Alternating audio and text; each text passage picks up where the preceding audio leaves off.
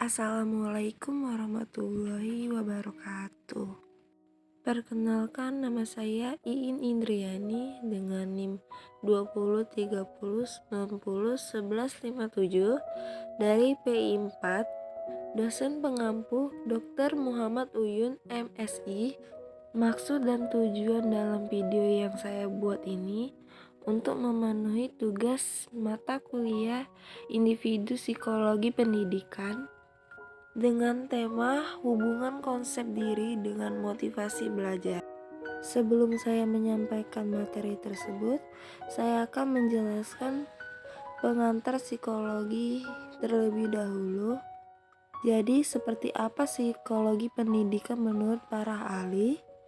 Seperti Duchesne dan McMahon 2016 menyatakan bahwa psikologi pendidikan adalah cabang dari psikologi yang mempelajari bagaimana kondisi siswa dan implikasi pada proses pembelajaran.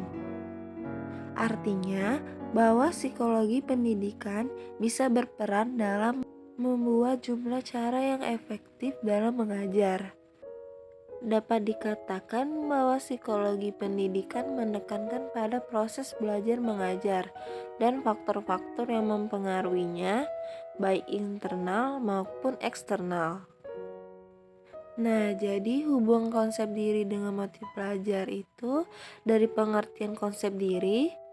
Menurut Jali 2008, konsep diri adalah pandangan seseorang tentang dirinya sendiri yang menyangkut apa yang ia ketahui dan rasakan tentang perilakunya, isi pikiran dan perasaannya, serta bagaimana perilakunya tersebut berpengaruh terhadap orang lain.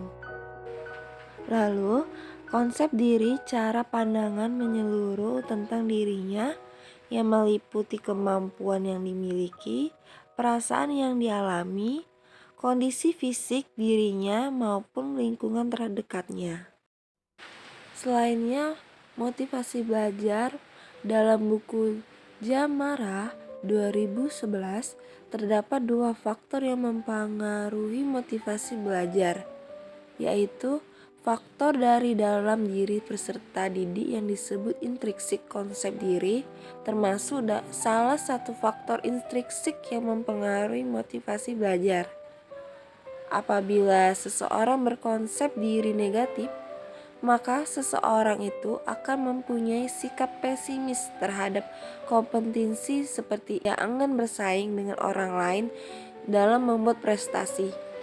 Maksudnya, kebanyakan orang menjadi lebih berpikiran hal itu secara overthinking sebelum memulai mencoba, beranggapan tidak mampu. Sebab itulah orang-orang malas mengejar prestasi yang seharusnya ia bisa lakukan. Dan begitu pula sebaliknya, apabila seseorang mempunyai konsep diri positif, maka ia akan menetapkan tujuan-tujuannya secara masuk akal. Dia dapat mengukur kemampuannya secara objektif dalam meraih tujuan yang akan dicapainya. Maka dari itu, dia mampu bersaing dengan orang lain untuk membuat prestasi. Dari pesaing itulah timbul motivasi untuk belajar. Dari konsep diri dan motivasi belajar tentunya memiliki aspek-aspek tersendiri. Berikut ada aspek dari konsep diri. Menurut Berzonki dalam Siaha 2011 ada 4 aspek, yaitu pertama, A. Aspek diri fisik, B. Aspek diri sosial, C. Aspek diri moral, D. Aspek diri psikis. Di sampingnya pula motivasi belajar dari aspek menurut Purwanto 1999. A. Menggerakkan, B. Mengarahkan atau menyalurkan tingkah laku, C. Menjaga atau menopang tingkah laku. Artinya, ada hubungan yang positif antara konsep diri dengan motivasi belajar pada siswa. Dengan asumsi semakin positif konsep diri, siswa maka makin baik juga inovasi belajar siswa. Atau sebaliknya, jika konsep dirinya negatif, maka motivasi belajar siswa juga akan buruk. Mungkin hanya itu saja penyampaian yang bisa saya jelaskan. Apabila ada kesalahan, saya mohon maaf. Kepada Allah, saya mohon ampun. Wassalamualaikum warahmatullahi wabarakatuh.